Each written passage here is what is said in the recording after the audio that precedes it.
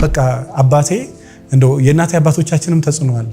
አጭር ሴት ልባም ናት ብሎኝ በቃ እና የምታምር ሴት አታግባ በቃ ሰው አይብህም ብሎኝ ከመልክም ከቁመትም ከምንም ነፃ የሆነችዋን መርጬ ያገባው። ቤት ከገባም በኋላ አትሊስት አንድ ነገር አጣዋል። እሷን ወልጄ የምኖርበት መልኩ ይቅርብኝ፣ ሙያ ይቅርብኝ፣ ሴክስ ይቅርብኝ፣ የሆነ ነገር እንዴት ሁሉንም ሰው ያጣል። የእውነት እንዴት እንደሚያወራ ብታዩ እንዴት እንደሚያሳዝን። ይሄ ባንተ ሆኖ ቢሆን አይሆንብህም።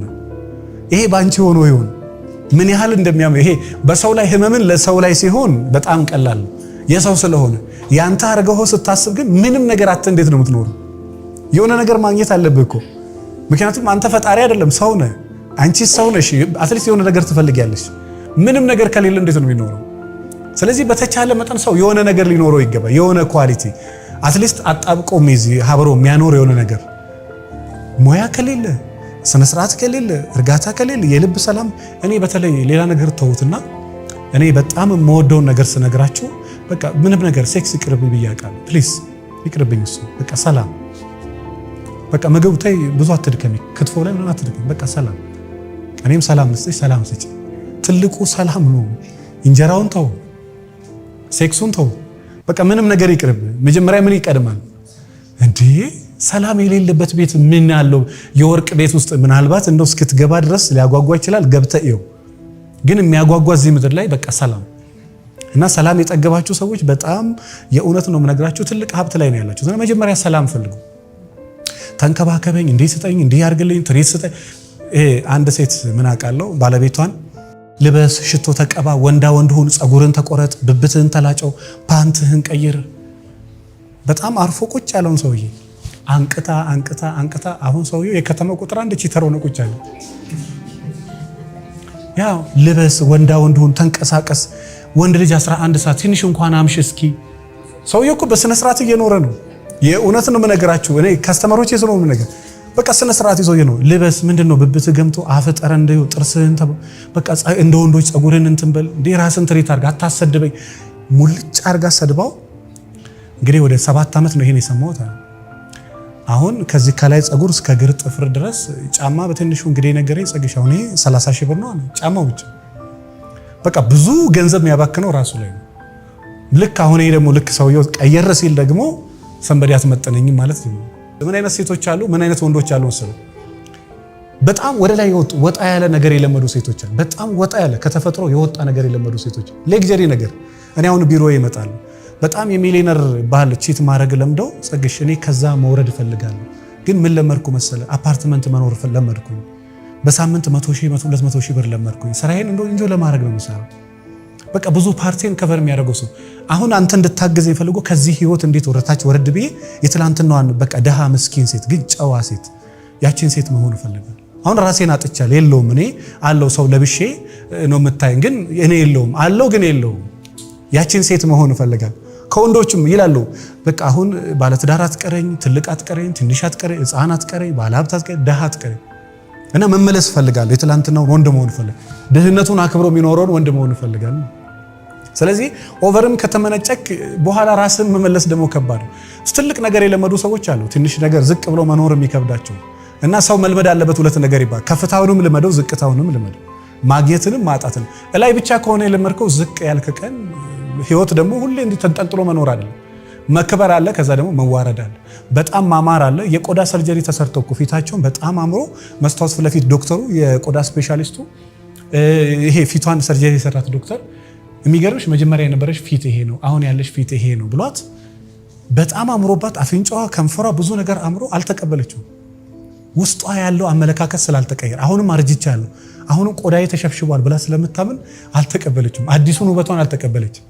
ይሄም ሊያረጅ ይችላል ብላ ልታምን ይችላል። ሌላ እምነት ሊሆናት ይችላል። በውስጥ ያለውን ማንነቱን ከቀየረ ምናልባት ከፍ ብሎም ይኖራል፣ ዝቅ ብሎም ይኖራል፣ አግኝቶም ይኖራል፣ አጥቶም ይኖራል፣ ከሰው ጋርም ይኖራል፣ ያለ ሰውም ይኖራል፣ ከጨዋም ሰው ጋር ይኖራል፣ ከትንሽም ከትልቅም ከደሃም ከሀብታም ጋር። አለበለዚያ የለመደው አንድ ነገር እኔ በነገራችን ላይ ልጆች ካላችሁ ልጆቻችሁን ሁለት ነገር አስለምዱ። ጥጋብንም አስለምድ፣ ረሃብንም አስለምድ። ማዘዝንም አስለምድ፣ መታዘዝንም። ሚስትም ካለ ጥሩ ሚስት የምትፈልግ ከሆነ ማዘዝንም መታዘዝንም፣ ባለም ካለሽ ማዘዝንም መታዘዝንም። ይሄ ማዘዝ ብቻ ከሆነ ፈላጭ ቆራጭ ሆነ ቁጭ ትላል።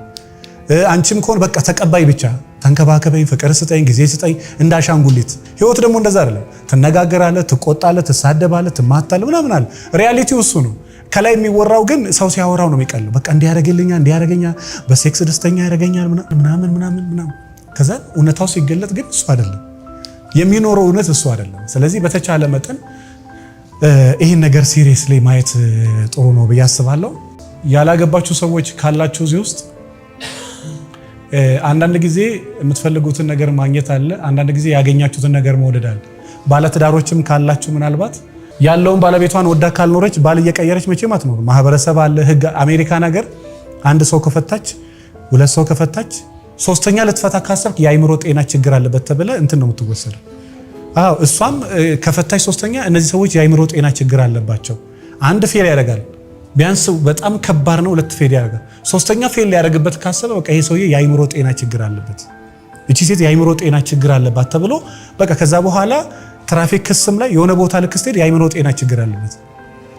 ዴት የሚያደርጉ ሰዎች አንድ ሰው ጋር ሁለት ሰው በጣም ብዙ ሰው ጋር በተደጋጋሚ የሚሄዱ ሰዎች ችግር አለባቸው ይባላል። የአይምሮ ከታወቀባቸው 30 ቦታ እንደሚሄዱ ከታወቀባቸው የአይምሮ ጤና ችግር አለባቸው ይባላል። ምን አይነት ሰው መስላችሁ? ይሄ አንድ ሰው ጋራ ጀምሮ የመጨረስ ልማድ ያላቸው ሰዎች ይሄ ትዳራቸውም ላይ በቃ ከዛ ሰው ጋር ትዳር ይይዛሉ፣ ከዛ ሰው ጋር እስከ መጨረሻው ይቀጥላሉ። ምን ስላላቸው ጀምሮ የመጨረስ ልማድ። አለበለዚያስ መልክ የሌለው ሰው ይሆናል። መልክ የሌለው በቃ ይሄ ማሳየት የማይችል የራሱን መልክ ማየት የማይችል የሚፈልገውን ነገር መለየት የማይችል የምትፈልገውን ነገር መለየት የማትችል ምን አይነት ወንድ ነው የምትፈልገው? ምን አይነት ሚስት ነው የምትፈልገው? ምክንያቱም ሚስትን ስታገኛት እንድታቃት መጀመሪያ በአይምሮ ውስጥ ሚስትን ማወቅ አለ። ምን አይነት ሴት ነው የምትፈልገው? ያገኘኸው ላይ ዝም ብለህ እንትን እንዳትል እዛ ጋር እዛም ሁሉንም መሰብሰብ እንዳይሆን ምን አይነት ሰው ነው የምትፈልገው? ከምትፈልጋት እሷ ከሆነ ስታገኛት የምታቃት መጀመሪያ በአይምሮ ውስጥ ካወቃት ነው። ስታገኙ የምታቂው በአይምሮ ውስጥ። ከዛ ውስጥ ግን በጣም ሁሉ ጊዜ ለሰው ልጅ እድሜ ልክ ሊኖረው የሚገባ ነገር ቢሆን ተወዳጅ ማንነት ይኖራችሁ። አንተ ሰዎችን ባትወድም ሰዎች አንተን ይወዳሉ። ኦሬዲ ምን ስላለ? ተወዳጅ ማንነት ስላለ። ተወዳጅ የሴት ልጅ ካራክተር ስላለ። ተወዳጅ የሚባለው ደግሞ የሴት ባህሪ ምንድነው? የትኛውም ሰው ዓለም የሚስማማበት የሴት ልጅ ውበትም ይባላል። የሴት ልጅ መቼም አንድ ሴት ፊቷ ብቻ ስላማረ ቆንጆ አትባል። ምን አለ የዓለም ሞዴል የሚባሉ ሴቶች እኮ በጣም የሚገራርም ውድድር አለ። የሚገራርም ነገር አልፈው ነው ሞዴል የሚባሉት። እኛ የሚመስለን ቁመናዋ ምናምን ሰለከክ ስላ ነው። ቁመናዋ ብቻ አልፎ የማታልፋቸው የእውቀት ደረጃዎች እነዛን ሁሉ ስታልፍ ነው ቆንጆ የምትባል። ያን ሁሉ ካላለፈች ቆንጆ አትባል። ቆንጆ ነው ላም እንደ ተመልካቹ ነው ይባል። ያንዱ ቆንጆ ለአንዱ ቆንጆ ላይሆን ይችላል። አንዳንድ ጊዜ ያልገጠማችሁ ባለቤቴ በጣም ነው የምታምረው በቃ ስትገርም ጸጉሯ ምናምን ብሎ ሀገር ሰላም ነው ብለ የሆነ ቀን ይዟት መጥቶ ሚስቴ ታለች ብለ አንተ ወደዚህና ወደዚህ ዞር። ለምን አንተ እሱ ያቺ ቆንጆ ናት ያላችን ሴት ትፈልጋለህ ባይምሮ። ወይ ደግሞ ባለቤቴ በጣም ነው የሚያምረው የሚገርም ሰው ነው በጣም በሳል ነው አስተዋይ ነው በቃ ጭንቅላት ላይ ሌላ ነገር ስላብክ ወይ ደግሞ ስሉብሽ ከዛ በኋላ እሷን ይዞ መጥቷል። የሆነ ቀን እኮ የታለ ያ ባለ ያልሽው ምናምን እሱ እኮ አጠገብኩች ብለሽ ለምን እሷ በውስጥ ፊል ያደረገችው ምኑን ስላየች ነው። ማንነቱን ስላለች፣ አመጋገቡን ስላለች፣ አካሄዱን ስላለች፣ ስነ ስርዓቱን ስላየች። እሱ ግን እሷ ያየችውን ስላላየ አያደንቅም። ለምሳሌ እናንተ የወደዳችሁትን ከዚህ በፊት ብያቸዋለሁ። ያንቺ እናት ባለቤትሽን መውደድ አይጠበቅባትም። እንደ ማህበረሰብ ስለለመድ ነው እንጂ እናትሽ የት አይታው ነው የምትወደው? አንቺ እኮ ሴክሱን አይተሽ ብልቱን፣ ቁመናውን፣ ሰውነቱን፣ አካሄዱን፣ ገንዘቡን አይተሽ ነው የወደድሽው። ከአንቺ ጀርባ ያሉ ቤተሰቦች እሱን ለመውደድ እኮ ምክንያት ይፈልጋሉ እኮ። ለምሳሌ አንተ ሚስትህን ወደድካት አይደለ? የወደድካት ምኗን አይተ ነው? ማንነቷን፣ አካሄዷን፣ አነጋገሯን፣ አለባበሷን፣ ጨዋነቷን ወይ ክብሯን መጠበቋን የሆነ ነገር አይተ ነው የወደድካት። አንተ ይሄን አይተ ከወደድክ ምንም ሳያዩ እንዲወዱ ቤተሰብ እንዴት ትጠብቃለህ? ምንም ሳያዩ በቃ ንግግሯን ያልሰሟትን ሙያዋን ያልቀመሷትን በቃ ሚስቴ የባሌ ቤተሰቦች አይወዱኝም ትላለች። እሷም አፏ ሞልታ እንዲወዱሽ ምን አድርገሻል?